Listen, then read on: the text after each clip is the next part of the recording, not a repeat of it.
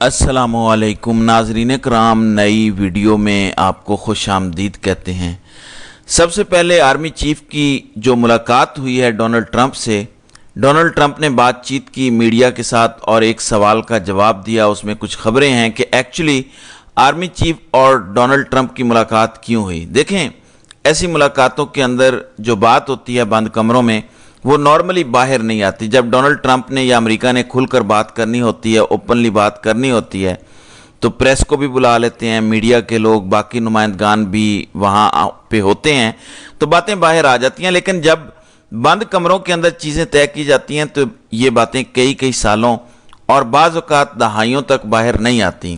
بند کمروں کے اندر نارملی جو فیصلے ہوتے ہیں وہ پاکستان جیسے ملکوں سے اپنی خواہشات پوری کروائی جاتی ہیں۔ اب وہ کون سی خواہشات ہیں جو پوری کروائی جائیں گی، اس کے بارے میں ہم اندازے تو لگا سکتے ہیں، حقیقی طور پر مکمل انفارمیشن تو کوئی شیئر نہیں کر سکتا۔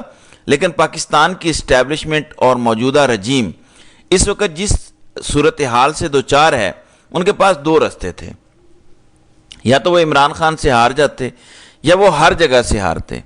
عمران خان سے انہوں نے ہار نہیں مانی اور اس وجہ سے پاکستان کی اسٹیبلشمنٹ اور موجودہ حکومت کو جگہ جگہ سجدے کرنے پڑ رہے ہیں، جگہ جگہ کمپرومائزز کرنا پڑ رہا ہے۔ اگر یہ عمران خان سے ہار جاتے تو پھر انہیں کہیں اور ہارنے کی ضرورت نہیں تھی۔ بہرحال یہ ملاقات ہوئی ہے، اس میں جو باتیں کی ہیں ٹرمپ نے، پہلے میں وہ آپ کے سامنے رکھ دیتا ہوں۔ دعویٰ ڈونلڈ ٹرمپ کی جانب سے یہی کیا گیا ہے کہ عاصم منیر کو جنگ روکنے پر شکریہ ادا کرنے کے لیے مدعو کیا تھا۔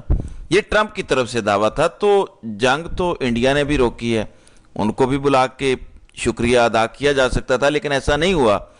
پھر عاصم منیر سے ملاقات سے پہلے انڈیا کو اعتماد میں لیا گیا ٹرمپ کی جانب سے، مودی سے رابطہ بھی کیا گیا۔ بھارت اس سے پہلے خبر دے چکا ہے کہ بھارت کو کسی قسم کی ثالثی درکار نہیں ہے کشمیر کے مسئلے پر۔ ٹرمپ نے اس کے بارے میں بعد میں کوئی بات نہیں کی۔ بھارت نے بڑا کلیئرلی کہا کہ ٹھیک ہے، پاکستان کے ساتھ آپ اپنے معاملات کر لیں، لیکن کشمیر کے معاملے پہ ہم کسی قسم کی بھی، چاہے امریکہ ہو یا کوئی اور، اس کی ثالثی قبول نہیں کریں گے۔ اور یہ سٹیٹمنٹ بھارتی میڈیا نے بھی دیا ہے، اور ٹرمپ نے بعد میں اس پر بات نہیں کی۔ ٹرمپ نے کیا بات کی یہ امپورٹنٹ ہے۔ ٹرمپ نے انڈیا پاکستان کشیدگی پر بات کی۔ یہ کشیدگی تو اب تقریباً ختم ہو چکی ہے، معاملات کافی حد تک کنٹرول میں ہیں، دونوں ممالک ایٹمی طاقت ہیں، کوئی بھی نہیں چاہے گا کہ ان کے بیچ ایک بڑی جنگ ہو جائے۔ پھر تجارت کی بات ہو تو پاکستان کتنی تجارت امریکہ کے ساتھ کر سکتا ہے، اور امریکہ کتنی کر سکتا ہے پاکستان کے ساتھ، تو وہ بھی کوئی اتنا بڑا انٹرسٹ نہیں ہے۔ ہاں، معدنیات کے معاملے میں امریکہ کو بڑا انٹرسٹ ہو سکتا ہے، کیونکہ پاکستان کے پاس بہت قیمتی معدنیات ہیں۔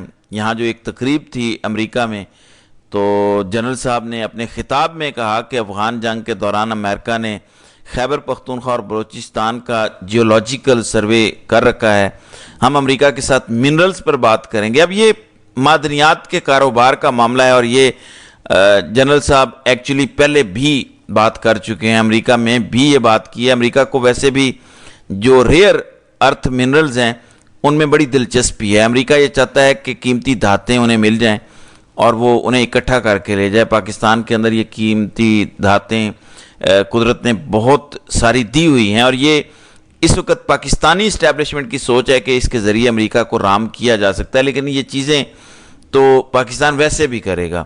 تو اس وقت جو اس ملاقات کا محور تھا، جس کی وجہ سے ٹرمپ واپس واشنگٹن آئے اپنا دورہ مختصر کر کے G7 والا، وہ تھا ایران والا معاملہ۔ اور ایران والے معاملے پر جو کچھ انہوں نے کہا وہ سب سے امپورٹنٹ ہے۔ اب ایک تو انہوں نے کہا کہ فیلڈ مارشل عاصم منیر سے ملاقات کے دوران ایران پر بھی بات ہوئی۔ پاکستان ایران کو بہت بہتر سے جانتا ہے، ایران کے معاملے پر وہ چیزوں کو دیکھ رہے ہیں۔ انہوں نے میرے سے اتفاق کیا، یہ ٹرمپ کا کہنا تھا، ایگزیکٹلی الفاظ ہیں کہ they know Iran very well, better than the most. They are not happy about anything. It's not that they are bad with Israel. They know them both, but they know Iran better.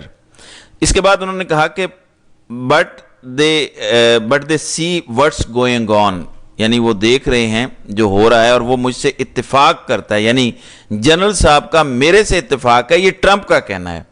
اب جب Trump نے یہ کہا کہ پاکستان کے army chief Iran کے معاملے پر کم سے کم متفق ہیں، چاہے اسرائیل کے معاملے پر وہ بہت برے اسرائیل کے ساتھ نہیں ہیں، دونوں کے بارے میں الگ الگ پاکستان کی رائے ہے، وہ ڈیٹیل میں نہیں گئے، اور ٹرمپ نے الفاظ چبا چبا کر بولے ہیں. ایسا لگتا ہے ٹرمپ بہت ساری چیزوں کو چھپا کر بہت تھوڑی سی چیزوں کو بتانا چاہ رہے تھے، لیکن ایک جملے میں انہوں نے پوری کہانی بیان کی کہ ایران کے معاملے میں جنرل صاحب کا ٹرمپ کے ساتھ اتفاق ہو گیا ہے. یہ بات انہوں نے کلیم کی ہے. آپ کو پہلے یہ جاننا پڑے گا کہ ٹرمپ کا ایران کو لے کر موقف کیا ہے جس میں اتفاق ہو سکتا ہے. پہلے آپ یہ دیکھ لیں کہ ان کا موقف کیا ہے. ایک تو امریکہ یا امریکن سرکار یہ سمجھتی ہے کہ ایران مختلف پراکسیز کو سپورٹ کرتا ہے جو اسرائیل کے خلاف ایکشن لیتی ہیں، مثلا حزب اللہ، حماس، وہ انہیں دہشت گرد قرار دیتے ہیں اور ایران کو ان کا سرپرست سمجھتے ہیں. یہ تو ایک چیز آپ کلیئر کر لیں کہ اس پر ٹرمپ بالکل کلیئر ہے کہ ایران ایسی پراکسیز کو سپورٹ کرتا ہے جو اسرائیلی مفادات کے خلاف ہے، اور خطے کے اندر وہ ان کو دہشت گرد سمجھتے ہیں، اور حماس اور حزب اللہ وغیرہ جیسی تنظیمیں ان کے خلاف ہیں. پھر امریکہ کسی صورت بھی ایران کو ایٹمی قوت نہیں بننے دینا چاہتا، اور نہ امریکہ یہ چاہتا ہے کہ ایران کے پاس جدید میزائل ہوں اور وہ میزائلوں سے مسلح ہو، اور خطے کے اندر اسے ایک خطرہ سمجھتا ہے. اس سلسلے میں امریکہ ایران پر پابندیاں بھی لگا چکا ہے، جس وجہ سے پاکستان ایران سے پٹرول نہیں لے سکتا، معاملات آگے نہیں بڑھا سکتا. تو یہ دوسری چیز ہے کہ امریکہ اور ڈونلڈ ٹرمپ کی سوچ کیا ہے. تیسرا، جو موجودہ حالات میں امریکہ پر اسرائیلی حملہ ہوا، امریکہ اس کا حامی ہے، اور ایران جو جوابی کارروائی کر رہا ہے اسرائیل کے خلاف، اس کا امریکہ ناقد ہے. امریکہ کہتا ہے یہ غلط ہے. ایران جو اٹیک کر رہا ہے وہ سویلینز پر کر رہا ہے امریکہ کے بقول، اور وہ کہتے ہیں کہ جو اٹیک اسرائیل نے کیے ہیں وہ ٹھیک ہیں. اور امریکن صدر بار بار یہ کہتے رہے کہ ہم نے اسرائیل کو کہا کہ وہ اپنے حملے جاری رکھے. امریکہ مطالبہ کیا کر رہا ہے اس وقت ایران سے؟ اگر تو کوئی اتفاق پیدا ہوا تو انہی چیزوں پر ہوگا نا. ٹرمپ یہ کہتے ہیں کہ میری اور عاصم منیر کی سوچ میں اتفاق پیدا ہوا ہے. اب جب تک جنرل صاحب خود نہیں بولتے اور وہ چیزیں سامنے نہیں لے آتے، وہ نہیں بتاتے کہ وہ اس ایشو کے بارے میں کیا سوچ رہے ہیں، کیا دیکھ رہے ہیں، تب تک تو ٹرمپ کی بات پر آپ بھروسہ آپ کو کرنا پڑے گا. تو چوتھی چیز جو ٹرمپ نے کہی، انہوں نے کہا کہ امریکہ کا مطالبہ ہے کہ ایران غیر مشروط طور پر ہتھیار ڈال دے. اب اس کا مطلب یہ ہے ایران غیر مشروط طور پر ہتھیار ڈال دے، یعنی جو موجودہ ایران کا رجیم ہے وہ الاؤ کرے بین الاقوامی شخصیات کو، اداروں کو، کہ وہ ایران کے اندر آئیں، ہر چیز کی انسپیکشن کریں، اور جہاں تک ان کا دل کرے وہاں گھس جائیں، اور تمام تر معاہدوں پر ایران سے دستخط کروائے جائیں، ایران کا میزائل پروگرام ریورس کیا جائے، اور ایران کبھی بھی ایٹمی قوت نہ بن سکے، جبکہ ایران کا یہ دعویٰ ہے کہ ہم تو ایٹمی طاقت بننا ہی نہیں چاہتے تھے. اس حوالے سے CIA کی ایک رپورٹ بھی آئی، اسی 2025 کے مارچ کی وہ رپورٹ ہے غالباً، جب انہوں نے کہا کہ ایران ایٹمی قوت بننے نہیں جا رہا. ہاں یہ ضرور ہے کہ وہ اپنے پروجیکٹس پر کام کر رہا ہے، لیکن ایسی کوئی رپورٹ نہیں ہے کہ ایران کوئی ایٹمی دھماکے کرنے جا رہا ہے. اس رپورٹ کو امریکی حکومت نے مسترد کر دیا تھا، کیونکہ امریکی حکومت کو آئیڈیا تھا کہ اب ایران کے ساتھ کیا ہونا ہے اور کیا کرنا ہے، کیونکہ اسرائیل ایک ایک کر کے تمام چیزوں سے لڑتے لڑتے بالآخر وہاں تک پہنچ گیا تھا جہاں سے اسے ایران پر اٹیک کرنا تھا، اور پھر ایران پر اٹیک ہو گیا. اب امریکہ کا ان سے مطالبہ ہے کہ غیر مشروط طور پر ہتھیار ڈالیں. یہ میں نے آپ کو بتا دیا. اگر ایسا نہ ہوتا تو امریکہ ایران میں رجیم چینج کرنا چاہے گا، اور یہ بات اب نیتن یاہو نے کہنا شروع کر دیا. دیکھیں، جو بھی بات کل کو امریکہ نے کہنی ہوتی ہے وہ کچھ عرصہ پہلے ہی نیتن یاہو کہنا شروع کر دیتے ہیں، اور اس سٹیٹمنٹ کے بعد ہم دیکھتے ہیں، اس سٹیٹمنٹ کے بعد ہم دیکھتے ہیں کہ آہستہ آہستہ جو امریکہ ہے وہ اسی سٹیٹمنٹ پر آ جاتا ہے. اب امریکہ ایران میں اگر رجیم تبدیل کرنا چاہتا ہے تو کیا وہ اپنے مقاصد میں کامیاب ہو سکتا ہے؟ دیکھیں، اگر وہ رجیم تبدیل کر دیتا ہے تو اسرائیل پر سے یہ خطرہ ٹل جائے گا.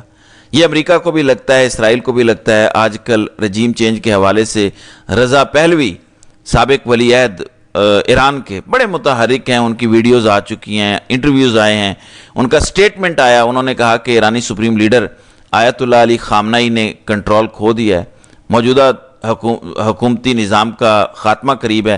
ہم نے ابتدائی 100 دن کی عبوری حکومت اور اس کے بعد کی قومی جمہوری حکومت کے لیے تیاری کی ہوئی ہے. افواج ادارے نظام کا دفاع نہ کریں. یہ رضا پہلوی نے کہا. کیا یہ سارا کچھ ہو سکتا ہے؟ اب یہ وہ بڑے سوالات ہیں جن کا جواب تو خود امریکہ کے پاس بھی نہیں ہے. ایران بھی اس خطے میں تنہا نہیں ہے. مسلمان ممالک میں سے 21 ممالک نے باقاعدہ بیانیہ جاری کیا اور مل کر اعلامیہ جاری کیا. پھر رشیا امریکہ کو خبردار کر رہا ہے کہ اس جنگ میں نہ اتریں. اگر آپ عملی طور پر اس جنگ میں آئیں گے تو خطہ جنگ کی لپیٹ میں چلا جائے گا اور صورتحال بگڑ جائے گی. کم و بیش یہی بات چائنا نے بھی کی ہے. تو کیا یہ دونوں ممالک ایران کی مدد کو آ سکتے ہیں؟